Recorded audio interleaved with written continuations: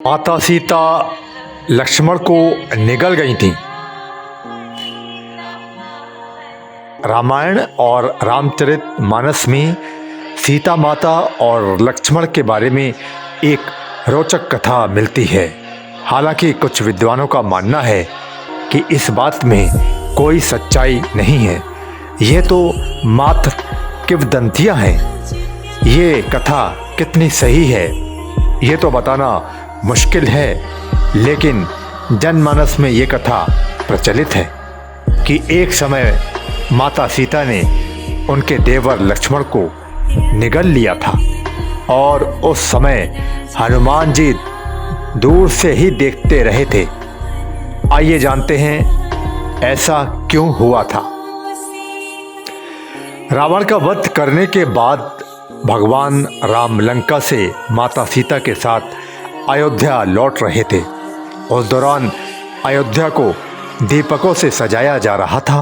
दीपावली का दिन था, उत्सव मनाया जा रहा था। उसी समय सीता माता को ये याद आया कि वनवास जाने से पूर्व माँ सरयू से वादा किया था कि अगर पुनः अपने पति और देवर के साथ सकुशल अयोध्या वापस आऊंगी तो आपकी विधिवत रूप से पूजा अर्चना करूंगी। ये सोचकर माता सीता लक्ष्मण को साथ लेकर रात्रि में सरयू नदी के तट पर पहुंच गईं। उन्होंने सरयू की पूजा करने के लिए अपने देवर लक्ष्मण से जल लाने के लिए कहा। लक्ष्मण जी जल लाने के लिए घड़ा लेकर सरयू नदी में उतर गए। वे जल भर ही रहे थे कि तभी अचानक अघासुर नामक एक राक्षस निकला जो लक्ष्मण जी को निगलने के लिए आगे बढ़ा।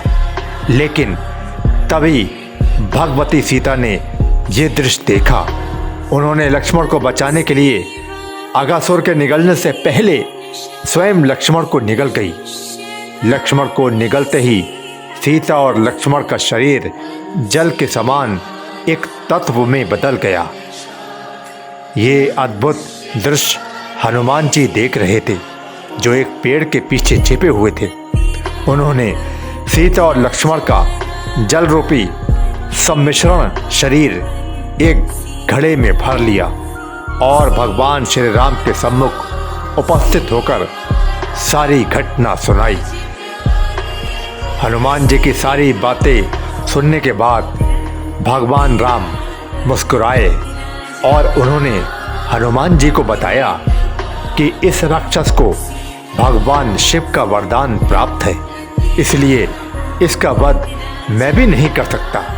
भगवान शिव के इस वरदान के अनुसार अघासुर का वध तभी किया जा सकता है जब सीता और लक्ष्मण का शरीर एक होकर किसी तत्व में बदल जाए और हनुमान उस तत्व का उपयोग एक शस्त्र के रूप में करें।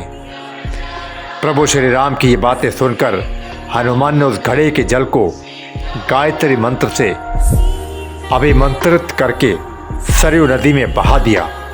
सरयू नदी में उस जल के मिलते ही नदी में आग की लपटें उठने लगीं, जिसमें जलकर अघासुर राक्षस भस्म हो गया। अघासुर के भस्म होते ही सरयू नदी ने सीता और लक्ष्मण को उनका शरीर वापस कर दिया और इस तरह से उन्हें फिर से एक नया जीवन मिल गया।